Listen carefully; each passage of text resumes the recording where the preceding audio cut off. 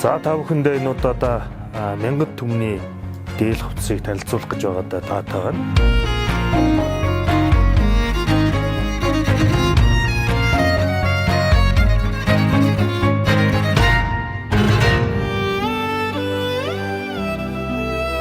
За мянгад гэдэг нэр бол мянга гэдэг тооны нэрнээс үүсэлтэй гэж үздэг.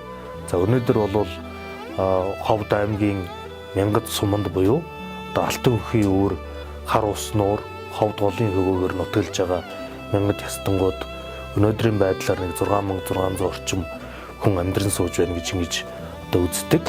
За Монгол улсын олон ястны үлгийн нутаг Ховд аймгийн нутагт нутгалж байгаа энэ түмэн олонныхоо дээл хувцсыг танилцуулахад малгай хувьд бол голцоо гэх тийм хар хилэн малгайг хэрэгэлдэг. Зундаа цагаан өнгийн шоод өрүүлжин даавг зангидаж хойд үзүүрүүдийн задгаа орхитгоос болж дарцагтийнхэн гэж нэрлэгддэг байсан гэдэг ийм түүх байгаа. За дээлийн тухайд бол халах дээлтэй их төстэй босоо захтай захны тухайд бол улаан имжээрээр имжиж өгдөг байсан ийм түүх байгаа. Мөн бол имжээрийг өргөнөөр хийж өгж хар хшмгаар дарж имжиж өгдөг. Мөн бол цалам тавьж өгдөгөөр бас ялгаатай. Дээлний ханцууны тухайд бол иргэдэг нудрахтай.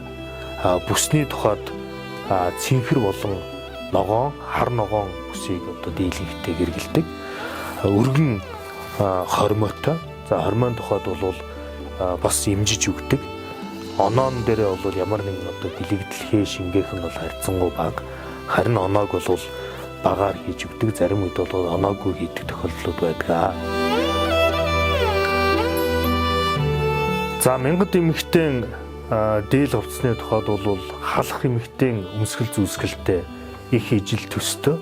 Ялангуяа бол ийм төнтгөр мөртөө шулуун урт ханцуутай иргэдэг нудрахтай дээлийг хэрэгэлдэг. За өсний гэр буюу төвийн тухайд хүртэл ижил төстэй. Харьцангуй бол хэмжээ нь бага.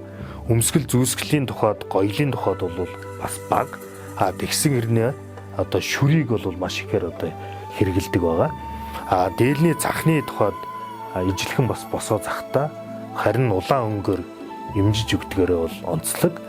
Мөн бол дээлний гадуур ууж цэгдэгч гэж нэрлэдэг.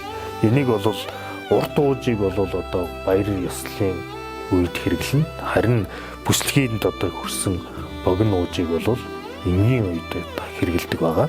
За мянгад эмэгтэйчүүдийн дээлний бас нэг их тийм том онцлог нь түрүүчийн хэлсэн мянга гэсэн тооноос гаралтай гэдэг зүйл нь тухайн үедээ өөрсдөө хошуу аймаг болон гарахад мянган хүн байх хэвээр, мянган эр хүн байх хэвээр.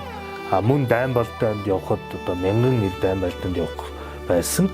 Тэгээ тухайн үед нэг эрлэхэг эмэгтэй бол эр хүний дүрд хөврж хятадгуу зүүж тэр мянган цэрэг болгож ингэж гарч ирсэнтэй холбогдолтой гэдэг ийм олон янзаар тэмдэглэн үлдээсний энэ язгуур түүхийн улбаатайгаар эмэгтэйчүүд байна. Ташаан дээр 5 өнгийн бэлгэдэл болгож зүүдэг энэ алчууртайгаа цуг хит утга зүүдэг байгаа. Мөн дээлний тухайд бол ийм өргөн хормойтой хормоогоо бас имжиж өгдөг. Ийм ялгаатай онцлогуд бол байгаамаа.